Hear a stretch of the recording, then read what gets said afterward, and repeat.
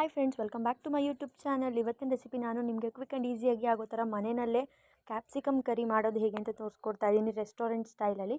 ಮೊದಲಿಗೆ ನಾನಿಲ್ಲಿ ಒಂದು ಪ್ಯಾನ್ನ ಇಟ್ಕೊಂಡು ಜಸ್ಟ್ 1 ಟೇಬಲ್ ಸ್ಪೂನಷ್ಟು ಆಯಿಲ್ನ ಹಾಕ್ಕೊಂಡು ಈ ಥರ ಈರುಳ್ಳಿನ ಫ್ರೈ ಮಾಡ್ಕೊಳ್ತಾ ಇದ್ದೀನಿ. ಒಂದು ಮೀಡಿಯಮ್ ಸೈಜ್ ಈರುಳ್ಳಿನ ತೊಗೊಂಡಿದ್ದೀನಿ. ಸೊ ಈರುಳ್ಳಿ ಎಲ್ಲ ಚೆನ್ನಾಗಿ ಫ್ರೈ ಆದಮೇಲೆ ಇದಕ್ಕೆ ಒಂದು ಮೀಡಿಯಮ್ ಸೈಜ್ ಟೊಮೆಟೊನ ಸ್ಲೈಸ್ ಮಾಡಿ ಹಾಕ್ಕೊಳ್ಬೇಕು. ಹಾಕ್ಕೊಂಡು ಚೆನ್ನಾಗಿ ಟೊಮೆಟೊ ಎಲ್ಲ ಸಾಫ್ಟ್ ಆಗಬೇಕು, ಅಲ್ಲಿವರೆಗೂ ಚೆನ್ನಾಗಿ ಫ್ರೈ ಮಾಡ್ಕೊಳ್ಳಿ. ಸೊ ನೋಡಿ, ಇವಾಗ ಇದೆಲ್ಲ ಚೆನ್ನಾಗಿ ಫ್ರೈ ಆಗಿದೆ. ನಾನಿಲ್ಲಿ ನೆಕ್ಸ್ಟ್ ಒಂದು ಅರ್ಧ ಟೇಬಲ್ ಸ್ಪೂನಷ್ಟು ಶುಂಠಿ ಬೆಳ್ಳುಳ್ಳಿ ಪೇಸ್ಟ್ನ ಆ್ಯಡ್ ಮಾಡ್ಕೊಂಡಿದ್ದೀನಿ. ನೀವು ಬೇಕಿತ್ತು ಅಂತ ಹೇಳಿದ್ರೆ ಶುಂಠಿ ಮತ್ತು ಬೆಳ್ಳುಳ್ಳಿನ ಆ್ಯಡ್ ಮಾಡ್ಕೊಳ್ಬೋದು, ಅದು ತುಂಬ ಚೆನ್ನಾಗಿರುತ್ತೆ. ಸೊ ನೋಡಿ, ಇವಾಗ ಇದೆಲ್ಲ ಫ್ರೈ ಆಗಿದೆ, ಟೊಮೆಟೊ ಎಲ್ಲ ಸಾಫ್ಟ್ ಆಗಿದೆ. ಇದನ್ನು ನಾನಿಲ್ಲಿವಾಗ ಒಂದು ಮಿಕ್ಸಿ ಜಾರ್ಗೆ ತೆಗೆದಿಟ್ಕೊಳ್ತಾ ಇದ್ದೀನಿ. ಇದನ್ನು ಸ್ವಲ್ಪ ತಣ್ಣಗಾಗ್ಲಿಕ್ಕೆ ಬಿಡಬೇಕು. ಸ್ವಲ್ಪ ತಣ್ಣಗಾದಮೇಲೆ ಅದಕ್ಕೆ ಸ್ವಲ್ಪ ನೀರನ್ನ ಸೇರಿಸ್ಕೊಂಡು ಫುಲ್ ನುಣ್ಣಗೆ ರುಬ್ಕೊಳ್ಬೇಕು. ನೆಕ್ಸ್ಟ್ ಅದೇ ಪ್ಯಾನ್ಗೆ ಒಂದು 2 ಟೇಬಲ್ ಸ್ಪೂನಷ್ಟು ಆಯಿಲ್ನ ಹಾಕ್ಕೊಂಡು ಕ್ಯಾಪ್ಸಿಕಮ್ ಮತ್ತು ಈರುಳ್ಳಿನ ದಪ್ಪದಾಗಿ ಕಟ್ ಮಾಡಿ ಹಾಕ್ಕೊಳ್ಬೇಕು. ನೋಡಿ, ಈ ಥರ ಹೈ ಫ್ಲೇಮಲ್ಲಿ ಒಂದು 2 ನಿಮಿಷ ಫ್ರೈ ಮಾಡಿಕೊಂಡ್ರೆ ಸಾಕು.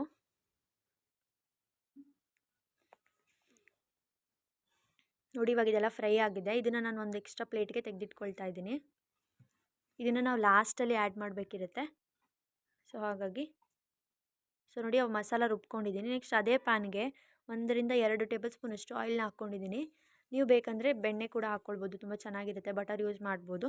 ನಾನಿಲ್ಲಿ ನೆಕ್ಸ್ಟು ಸ್ಪೈಸಸ್ನ ಹಾಕ್ಕೊಳ್ತಾ ಇದ್ದೀನಿ. 3 ರಿಂದ 4 ಲವಂಗ, 1 ಪೀಸ್ ಚಕ್ಕೆ, ಜೊತೆಗೆ ಒಂದು ಅರ್ಧ ಟೇಬಲ್ ಸ್ಪೂನಷ್ಟು ಸೋಂಪು ಕಾಳನ್ನ ಹಾಕ್ಕೊಂಡಿದ್ದೀನಿ. ಸೋಂಪು ಕಾಳು ಹೆಲ್ತ್ಗೆ ತುಂಬ ಒಳ್ಳೆಯದು, ತುಂಬ ಜೀರ್ಣಶಕ್ತಿನ ಚೆನ್ನಾಗಿ ಮಾಡುತ್ತೆ.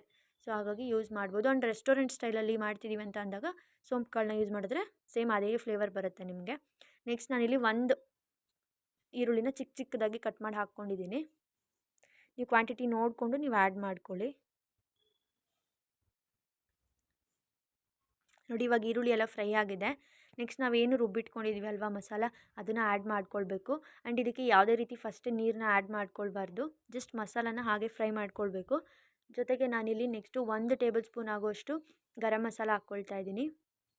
ನೆಕ್ಸ್ಟು 1 ಟೇಬಲ್ ಸ್ಪೂನ್ ಆಗೋಷ್ಟು ಧನಿಯಾ ಪುಡಿನ ಹಾಕ್ಕೊಳ್ತಾ ಇದ್ದೀನಿ. ಧನಿಯಾ ಪೌಡರು, ಕೊರಿಯಂಡರ್ ಪೌಡರ್ ಅಷ್ಟೇ, ಇದು ಮಸಾಲ ಪೌಡರ್ ಅಲ್ಲ. ಆ್ಯಂಡ್ ನೆಕ್ಸ್ಟು 1 ಟೇಬಲ್ ಸ್ಪೂನ್ ಆಗೋಷ್ಟು ಚಿಲ್ಲಿ ಪೌಡರ್ನ ಹಾಕ್ಕೊಳ್ತಾ ಇದ್ದೀನಿ.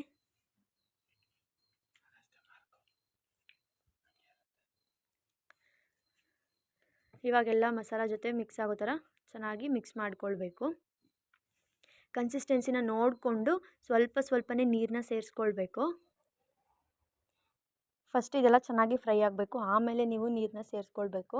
ಅದೆಲ್ಲ ಸ್ವಲ್ಪ ಚೆನ್ನಾಗಿ ಆಯಿಲ್ ಬಿಡಬೇಕು, ಅಲ್ಲಿವರೆಗೂ ಚೆನ್ನಾಗಿ ಫ್ರೈ ಮಾಡ್ಕೊಳ್ಳಿ. ನೋಡಿ, ಇವಾಗ ಇದಾಗಿದೆ. ಇದಕ್ಕೆ ನಾನು ಸ್ವಲ್ಪನೇ ನೀರನ್ನ ಹಾಕ್ಕೊಂಡು ಕನ್ಸಿಸ್ಟೆನ್ಸಿನ ನೋಡಿಕೊಂಡು ಗ್ರೇವಿನ ರೆಡಿ ಮಾಡ್ಕೊಳ್ಬೇಕು.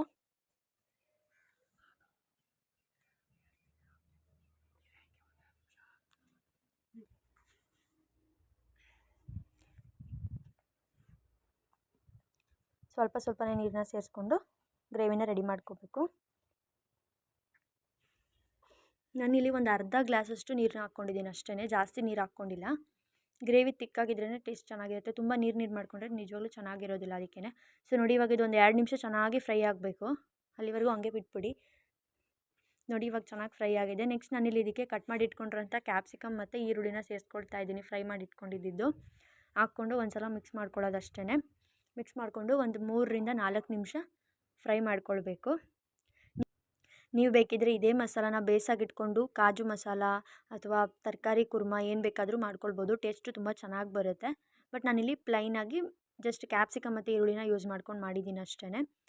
ಸೊ ನೋಡಿ, ಇವಾಗ ಇದೆಲ್ಲ ಆಗಿದೆ. ಲಾಸ್ಟಿಗೆ ನಾವು ಸ್ಟವ್ ಆಫ್ ಮಾಡಾದಮೇಲೆ ಒಂದು 2 ಟೇಬಲ್ ಸ್ಪೂನಷ್ಟು ಕಸ್ತೂರಿ ಮೇಥಿನ ಸೇರಿಸ್ಕೊಳ್ಬೇಕು.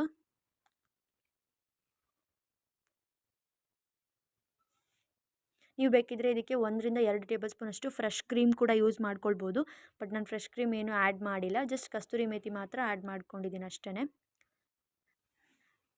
ಆ್ಯಂಡ್ ನಿಮಗೇನಾದರೂ ಈ ವಿಡಿಯೋ ಇಷ್ಟ ಆಗಿದರೆ ಮತ್ತು ರೆಸಿಪಿ ಇಷ್ಟ ಆಗಿದರೆ ಪ್ಲೀಸ್ ನನ್ನ ವಿಡಿಯೋನ ಶೇರ್ ಮಾಡಿ, ಆದಷ್ಟು ಲೈಕ್ ಮಾಡಿ, ಕಮೆಂಟ್ ಮಾಡಿ ಅಂತ ಹೇಳ್ತಾ. ಆ್ಯಂಡ್ ಯಾರೆಲ್ಲ ನನ್ನ ಚಾನಲ್ನ ಇನ್ನೂ ಸಬ್ಸ್ಕ್ರೈಬ್ ಮಾಡದೆ ನೋಡ್ತಾ ಇದ್ದೀರಾ, ಪ್ಲೀಸ್ ಹೋಗಿ ಸಬ್ಸ್ಕ್ರೈಬ್ ಮಾಡ್ಕೊಳ್ಳಿ, ಸಪೋರ್ಟ್ ಮಾಡಿ ಅಂತ ಹೇಳ್ತೀನಿ. Thank you so much.